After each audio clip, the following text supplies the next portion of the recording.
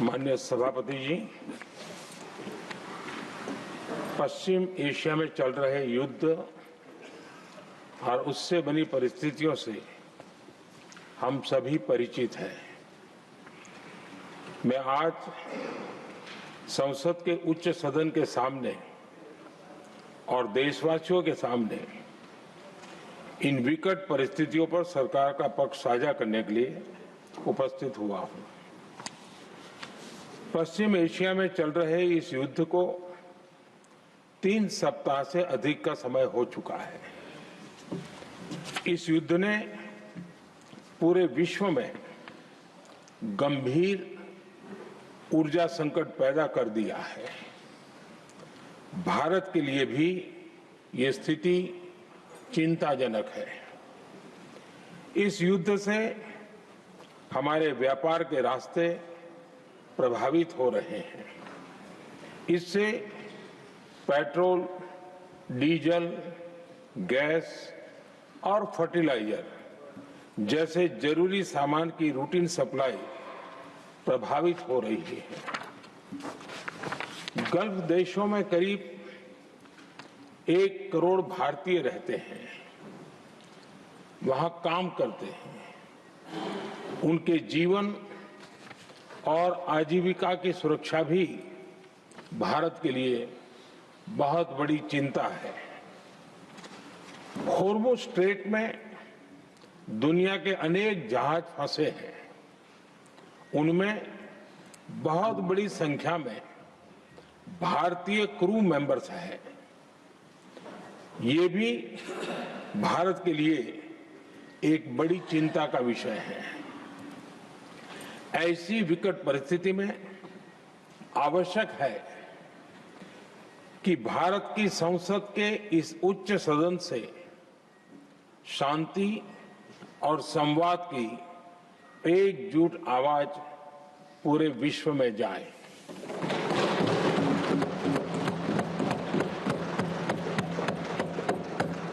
सभापति जी, युद्ध की शुरुआत के बाद से मैंने पश्चिम एशिया के ज्यादातर देशों के राष्ट्राध्यक्षों के साथ 2 राउंड फोन पर बात की है। हम गल्फ के सभी देशों के साथ लगातार संपर्क में हैं। हम ईरान, इजराइल और अमेरिका के साथ भी संपर्क में हैं। हमारा लक्ष्य डायलॉग और डिप्लोमेसी के माध्यम से क्षेत्र में शांति की बहाली का है। हमने डी एस्केलेशन और होर्मुज़ स्ट्रेट खोले जाने पर भी उनसे बात की है। कमर्शियल जहाजों पर हमला और होर्मुज़ स्ट्रेट जैसे अंतर्राष्ट्रीय जलमार्ग में रुकावट अस्वीकार्य है। भारत ने नागरिकों पर, सिविल इंफ्रास्ट्रक्चर पर, एनर्जी और ट्रांसपोर्ट से जुड़े इंफ्रास्ट्रक्चर पर हमलों का विरोध किया है। भारत डिप्लोमेसी के जरिए युद्ध के इस माहौल में भी भारतीय जहाजों के सुरक्षित आवागमन के लिए सतत प्रयास कर रहा है। भारत ने इस समस्या के समाधान के लिए संवाद का ही रास्ता सुझाया है। इस युद्ध में किसी के भी जीवन पर संकट मानवता के हित में नहीं है। इसलिए भारत का सतत प्रयास सभी पक्षों को जल्द से जल्द शांतिपूर्ण समाधान के लिए प्रोत्साहित करने का है। सभापति जी, संकट की स्थिति में देश विदेश में भारतीयों की सुरक्षा हमारी बहुत बड़ी प्राथमिकता है। युद्ध शुरू होने के बाद से लेकर अब तक 3,75,000 से अधिक भारतीय सुरक्षित भारत लौट चुके हैं।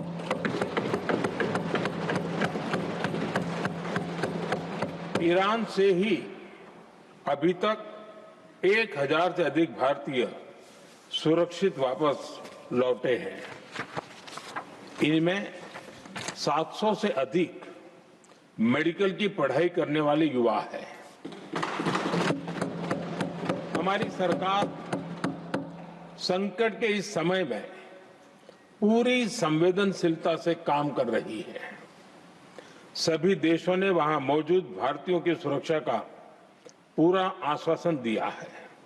हालांकि ये बहुत दुखद है कि हमलों के कारण कुछ भारतीयों की मृत्यु हुई है और कुछ घायल भी हुए हैं। ऐसे मुश्किल हालात में परिवारजनों को आवश्यक मदद दी जा रही है।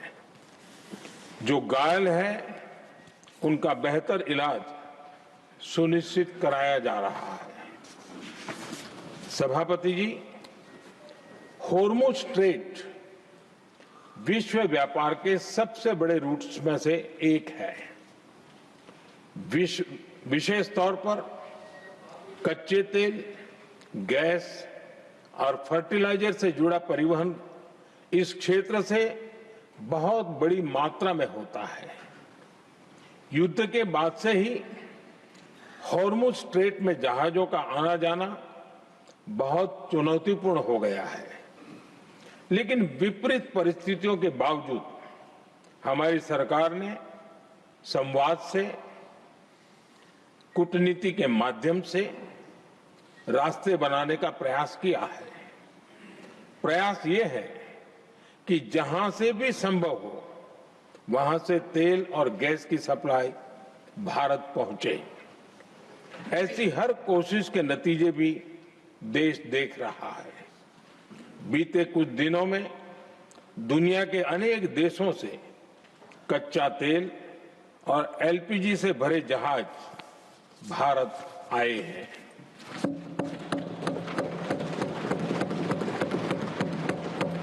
इस दिशा में हमारे प्रयास आने वाले दिनों में भी जारी रहेंगे। सभापति जी, भारत का प्रयास है कि तेल हो, गैस हो, फर्टिलाइजर हो, ऐसे हर जरूरी सामान से जुड़े जहाज भारत तक सुरक्षित पहुंचे। लेकिन इस युद्ध से बनी वैश्विक परिस्थितियां अगर लंबे समय तक बनी रहती है तो गंभीर दुष्परिणाम तय है। इसलिए भारत ने अपनी रेजिलियंस बढ़ाने के लिए जो भी प्रयास बीते वर्षों में किए हैं उनको और गति दे रहा है। सभापति जी, कोई भी संकट हो वो हमारे हौसलों और हमारे प्रयास दोनों की परीक्षा लेता है। देश ऐसे संकटों का बेहतर तरीके से सामना कर सके, इसके लिए बीते 11 वर्षों में निरंतर निर्णय लिए गए हैं। एनर्जी इंपोर्ट का डाइवर्सिफिकेशन ऐसे ही प्रयासों का हिस्सा है।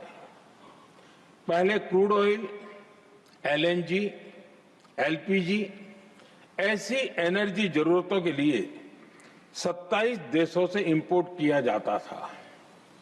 वहीं आज भारत 41 देशों से एनर्जी इंपोर्ट करता है। बीते दशक में भारत ने संकट के ऐसे ही समय के लिए कच्चे तेल के भंडारण को भी प्राथमिकता दी है। हमारी तेल कंपनियां संकट के समय के लिए काफी मात्रा में पेट्रोल और डीजल का भंडार रखती हैं। बीते 11 वर्षों में 53 लाख मीट्रिक टन से अधिक का स्ट्रेटेजिक पेट्रोलियम रिजर्व भी डेवलप किया गया है और 65 लाख मीट्रिक टन से अधिक के रिजर्व की व्यवस्था पर देश काम कर रहा है। साथ ही बीते दशक में भारत की रिफाइनिंग कैपेसिटी भी अच्छी खासी बढ़ाई गई है। मैं आपके माध्यम से सदन को और देश को ये आश्वासन देना चाहता हूं कि भारत के पास क्रूड ऑयल के पर्याप्त स्टोरेज के और निरंतर सप्लाई की व्यवस्थाएं हैं। सभापति जी, हमारी सरकार की कोशिश है कि ईंधन के किसी एक ही स्रोत पर ज्यादा निर्भरता न रहे। सरकार घरेलू गैस सप्लाई में एलपीजी के अलावा पीएनजी पर भी बल दे रही है। बीते दशक में देश में पीएनजी कनेक्शन पर अभूतपूर्व काम हुआ है। बीते दिनों में इस काम को और तेज किया गया है। साथ ही एलपीजी के घरेलू उत्पादन को भी बड़े पैमाने पर बढ़ाने का प्रयास किया जा रहा है। सभापति जी, बीते वर्षों में सरकार का निरंतर प्रयास रहा है कि हर सेक्टर में दूसरे देशों पर निर्भरता कम से कम हो। हम ज्यादा से ज्यादा आत्मनिर्भर हो, यही एकमात्र विकल्प है। जैसे भारत का 90% से अधिक ट्रेड विदेशी जहाजों पर होता है। ये स्थिति किसी भी वैश्विक संकट में भारत की स्थिति को और भी गंभीर बना देती है। इसलिए सरकार ने मेड इन इंडिया जहाज बनाने के लिए करीब 70,000 करोड़ रुपए का अभियान शुरू किया। भारत आज ship building, ship breaking, maintenance and overhauling ऐसी हर सुविधा के निर्माण पर तेज गति से काम कर रहा है। भारत अपने डिफेंस सेक्टर को भी अधिक रेजिलिएंट बना रहा है। बीते दशक में किए गए प्रयासों से भारत आज अपनी जरूरत के अधिकांश हथियार भारत में ही बना रहा है। एक समय था जब भारत अपने जीवन रक्षक दवाओं के कच्चे माल यानी एपीआई के लिए भी दूसरे देशों पर बहुत अधिक निर्भर था। बीते वर्षों में देश ने भारत में ही एपीआई इकोसिस्टम बनाने के लिए अनेक प्रयास किए हैं। इसी प्रकार रेयर अर्थ मिनरल्स में विदेशी निर्भरता को कम करने के लिए भी बड़े कदम उठाए जा रहे हैं।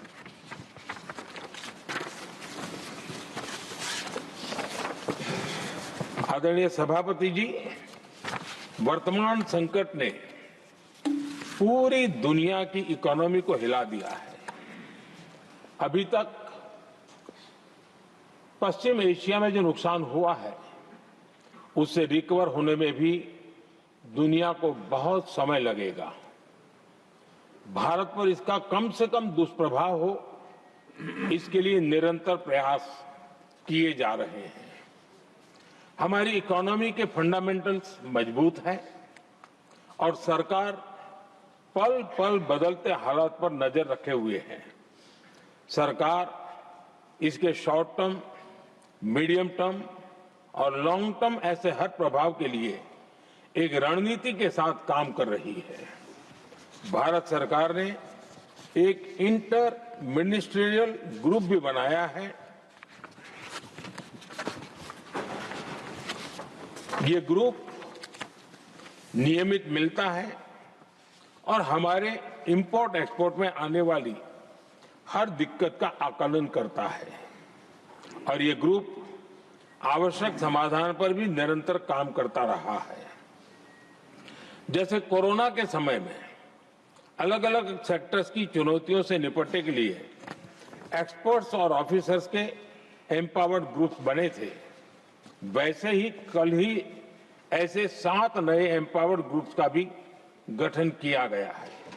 ये group supply chain, petrol diesel, fertiliser, gas, महंगाई ऐसे विषयों पर त्वरित और दूरगामी रणनीति के तहत कार्रवाई करने का काम करेंगे। मुझे पूरा भरोसा है कि साझा प्रयासों से हम परिस्थितियों का बेहतर सामना कर पाएंगे। आदरणीय सभापति जी, सरकार ये भी प्रयास कर रही है कि आने वाले बुआई के सीजन में किसानों को पर्याप्त खाद मिलती रहे। सरकार ने खाद की पर्याप्त सप्लाई के लिए आवश्यक तैयारियां की हैं। सरकार का निरंतर प्रयास है कि किसानों पर किसी भी संकट का बोझ न पड़े। मैं देश के किसानों को फिर आश्वस्त करूंगा कि सरकार हर चुनौती के समाधान के लिए उनके साथ खड़ी है।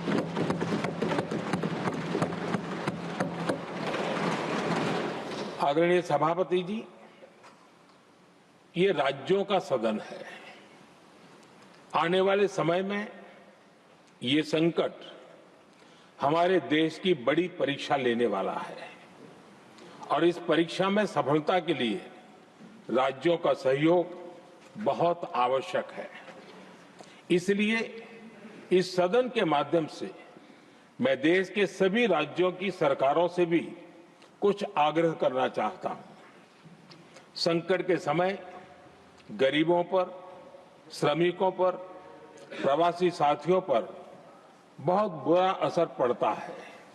इसलिए पीएम गरीब कल्याण अन्न योजना का लाभ समय पर मिलता रहे, ये सुनिश्चित करना होगा। जहां प्रवासी श्रमिक साथी काम करते हैं, उनकी परेशानियों को दूर करने के लिए प्रोएक्टिव कदम उठाए जाएं। ऐसी स्थितियों पर नजर रखने के लिए राज्य सरकारें विशेष व्यवस्थाएं करें तो इससे काफी सुविधा होगी। राज्य सरकारों को एक और चुनौती पर भी बहुत अधिक ध्यान देना होगा। ऐसे समय में कालाबाजारी करने वाले, जमाखोरी करने वाले बहुत एक्टिव हो जाते हैं। जहां से भी ऐसी शिकायतें आती हैं, वहां त्वरित कार्रवाई होनी चाहिए। जरूरी चीजों की सप्लाई निर्बाध चलती रहे, ये सुनिश्चित करना हर राज्य की प्राथमिकता होनी चाहिए। आदरणीय सभापति जी, मैं सभी राज्य सरकारों से एक अनुरोध और करना चाहता हूं। संकट चाहे कितना भी बड़ा हो, भारत की तेज ग्रोथ बनाए रखना हम सभी का दायित्व है। हमें इसके लिए हर जरूरी कदम, हर जरूरी रिफॉर्म्स तेजी से करते रहने होंगे। ये राज्य सरकारों के पास बहुत बड़ा अवसर भी है। ये टीम इंडिया की भी बहुत बड़ी परीक्षा है। कोरोना के महासंकट में केंद्र और राज्यों ने टीम इंडिया बनकर कोविड मैनेजमेंट का एक बेहतरीन मॉडल सामने रखा था। अलग अलग पॉलिटिकल पार्टी की सरकारें होने के बावजूद टेस्टिंग, वैक्सीनेशन से लेकर जरूरी चीजों की आपूर्ति टीम इंडिया के प्रयासों से ही सुनिश्चित हो पाई थी। हमें उसी भावना के साथ आगे भी काम करना है। सभी राज्य सरकारों और केंद्र सरकार के प्रयासों से देश इस गंभीर वैश्विक संकट का प्रभावी रूप से सामना कर पाएगा।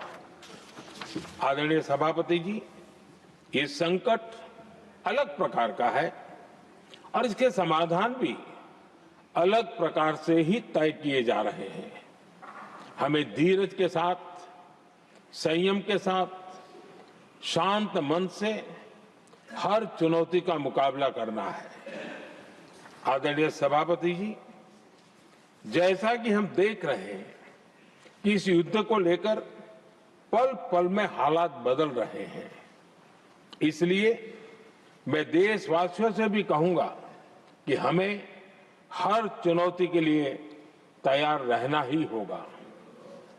इस युद्ध के दुष्प्रभाव लंबे समय तक रहने की प्रबल आशंका है, लेकिन मैं देशवासियों को भरोसा देता हूं सरकार सतर्क है, तत्पर है और पूरी गंभीरता से रणनीति बना रही है, हर निर्णय ले रही है। देश की जनता का हित हमारे लिए सर्वोपरि है। यही हमारी पहचान है, यही हमारी ताकत है। इसी भावना के साथ मैं अपना वक्तव्य समाप्त करता हूं। बहुत बहुत धन्यवाद।